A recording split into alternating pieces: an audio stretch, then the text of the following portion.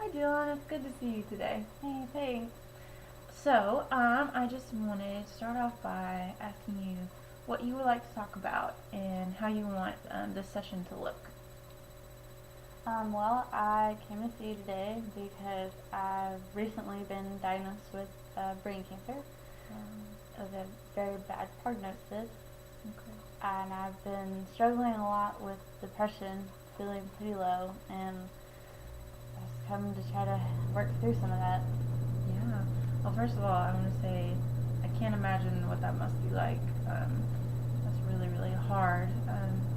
Can you tell me a little bit about just how you're feeling, some of the thoughts that you've been having, kind of since you were diagnosed, and just kind of explain to me how you're doing in terms of your mood. Um, well, I guess at first I was really shocked, and then I started feeling low in different moments, made me feel lower, and things that were happening revolving around it. And I've just been having episodes where I'm feeling really, really low lately, especially the past couple of weeks. Great. Well, can you tell me about a situation recently where you just felt really, really down? My friends tried to call my mom last week to see if they could come visit me. And I guess I feel like they have to come see me, but it made me feel pretty down after hearing that. Really? Yeah. So what made you feel down?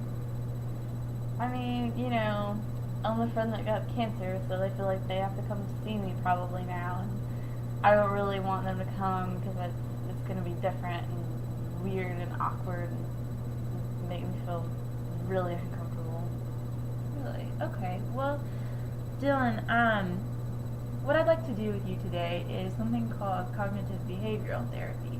And the basis of that is um, you understand that your thoughts affect your emotions, which in turn affect your behaviors. So, um, the thoughts that you're having about this part of your life, what you're going through, is directly affecting how you feel and kind of how you're responding to your situation. And so, my hope is that if we can kind of change your perspective on things, then maybe you won't feel as depressed. And maybe we can make sure that you spend this time in your life in the best way possible. That's what I hope to do. Okay. Well, so let's go ahead and get started with that.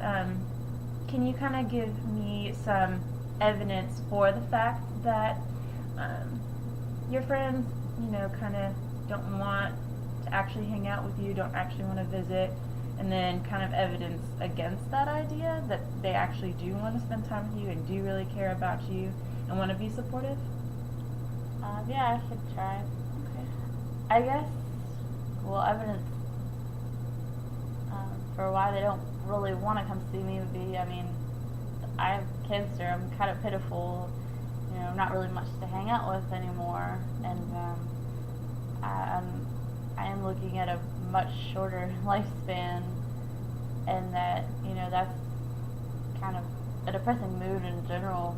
It's not really something anyone would want to be around, especially my friends who are so lively. Right.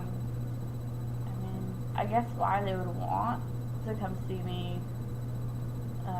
We had fun before I was diagnosed. We hung out and did a lot of fun stuff, and they're pretty cool guys. And so, if they thought it would be like that, they would probably want to come see me. Yeah. So, Dylan, imagine for me if you weren't the one in your situation. If it was one of your other friends who was diagnosed with cancer and he had a pretty tough prognosis, would you have that kind of reaction to them? Would you not really want to go see them? You just kind of do it out of obligation? Or would you actually feel like you really wanted to show support and you really wanted to be there? How would you handle that situation? I guess I never really thought about it. I would want to go see my friend just to see how they're doing and see if they need anything, I guess, or play video games with them or something. Yeah. So it sounds like you are really close, and just looking at it from my point of view, it seems like that they would feel the same way about you, and they would want to do the same.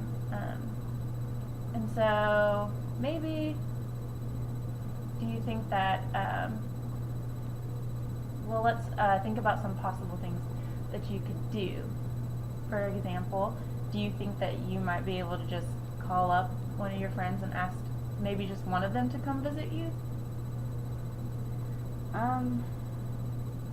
I mean, I don't know. It just makes me feel really nervous. Someone coming over. I've kind of not talked to them for a while now, and to have one of them show up makes me feel really nervous. So, I'm not sure. Okay. Which part makes you feel the most nervous or anxious? Is it the fact that, it hasn't, you haven't had time to hang out in a long time, or is it the fact that they'll see you differently? What's the most anxiety-provoking part? Probably the part that they would see me differently, that it would be really awkward once they walked in, and our friendship would be different. Do you think that's something that you could talk to your friend about? Say,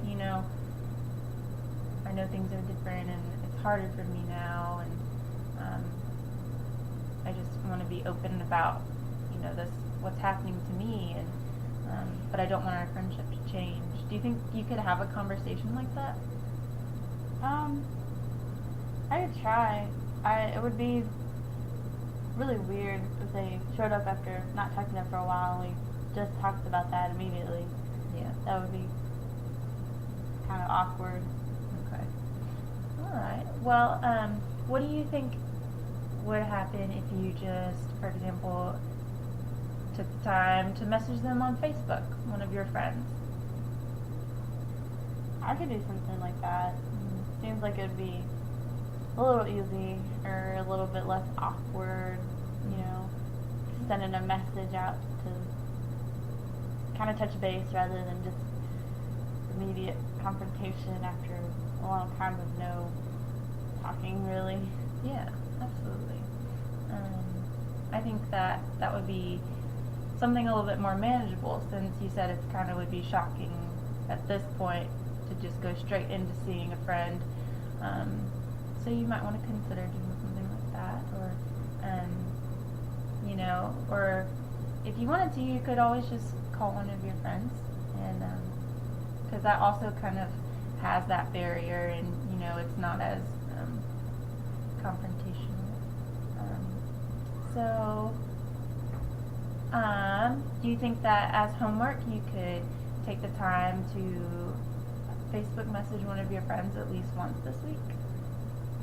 I think I could definitely do that. Okay. I think it would be a better way to break the silence. Absolutely. Okay. So just kind of going back to some of the thoughts that you're having and how those thoughts are affecting how your behaviors and how you're responding to your situation. If you just thinking about Facebook messaging one of your friends, what's your automatic thought to that? Like, what does that bring to mind? It brings to mind talking to my friends again. Brings to mind some of the old times we had, but also that it is a little different now. Yeah. Okay. So it's a little bit more of a hopeful spin. It's not as much, well, they must not want to hang out with me. They must just feel obligated. So it sounds like, your perspective's kind of shifted a little bit. Yeah. I mean, it's like I never really thought about it as if they were in my situation. I would definitely want to see them. And it wouldn't be because I felt bad for them. So, I mean, they're similar to me, so they probably think kind of the same way. Okay.